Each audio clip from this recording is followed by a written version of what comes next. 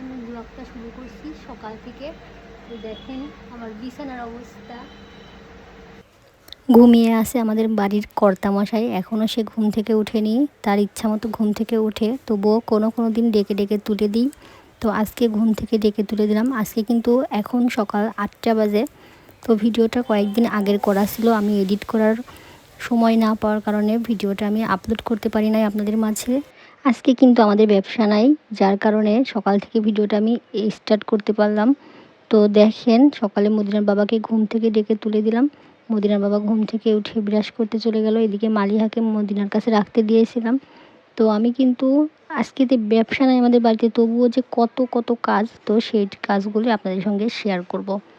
তো মালিহা দুষ্টু, এত দুষ্টু, দেখেন ওকে চুমা দিলে কীভাবে মুখ মুছে, দেখেন মানে ওকে চুমা দেওয়াই যাবে না, সে তো কাউকে চুমা দিবেই না, আবার তাকে যদি চুমা দিই সেভাবে ডলে ডলে মুখ মুছে। তো ব্যবসা না থাকলেও যে আমাদের বাড়িতে এত কাজ থাকে, মানে সারাদিন তাহলে এইটাই চিন্তা করেন সংসারের কত কাজ থাকে। তারপরে আবার 2টা বাচ্চাকে সামলানো, তারপরে ব্যবসার কাজ নিয়ে আমি তবুও ভিডিও বানাই। ফেসবুকে ভিডিও বানাতে আগে ভাবতাম যে হয়তোবা ভিডিও করব, ভিডিও করে আপলোড করে দিব, হয়ে যাবে। আর এখন এই ফেসবুক জার্নিতে এসে দেখছি বাপরে বাপ, মানে ফেসবুকে ভিডিও টাইম মতো আপলোড করতেই হবে। যতই কাজ থাক টাইম মতো আপলোড করতে হবে, সবাইকে সাপোর্ট করতে হবে, তাহলে আমি সাপোর্ট পাবো। এমনকি আবার এটাও ভাবতাম যে ফেসবুক থেকে হয়তো মনিটাইজেশনটা কোনো রকম কষ্ট করে পেয়ে গেলেই হয়তো বা তার 1 মাস বা 2 মাস 3 মাস পর থেকে হয়তো বা টাকা পাবো, কষ্টটা সার্থক হবে। না রে ভাই, ফেসবুক থেকে মনিটাইজেশন পাইছি কবে, কতদিন হয়ে গেল, আর এখন পর্যন্ত কোনো সফলতা পারছি না। জানি না সফলতা আদৌ পাবো কি না।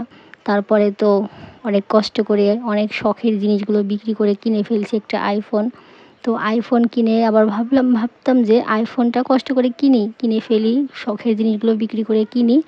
আবার তো অনেকেই তো এমন কাজটা করে, আমার মতো এই ভুল আপনারা কেউ কখনোই করবেন না।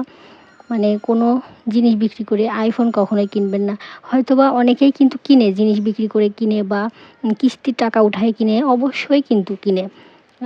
যাদের একেবারেই সামর্থ্য নাই, কিন্তু তারাই তাদের ব্যর্থতার গল্পটা সহজে বলে না, যখন সফলতা পায় তখন বলে। আর আমি এখনও সফলতা পাইনি, তবুও আমি সাদা মনের মানুষ, আমি সবাইকে সব কথাই শেয়ার করি আর কি। তো দেখেন আপনাদের সঙ্গে গল্প করতে করতে কিন্তু কত কাজ করে নিচ্ছি। সকালে বাসি কাজই কত থাকে, মানে একটা মেয়ের সংসারের সকাল থেকে ঘুম থেকে উঠেই বাসি কাজ, এগুলোকে গ্রামের মানুষ বাসি কাজই বলে থাকে।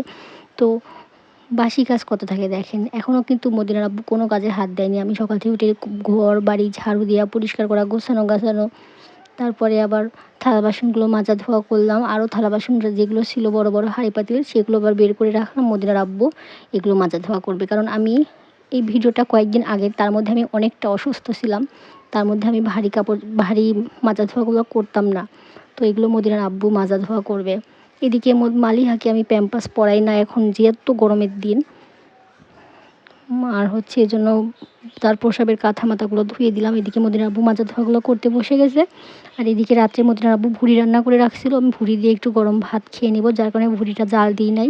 যে ভাত তো গরম আছে, তার সঙ্গে মাখাইলেই হয়ে যাবে। তো ভিডিওটা কেমন লাগলো কমেন্টে জানাবেন। আল্লাহ হাফিজ সবাইকে।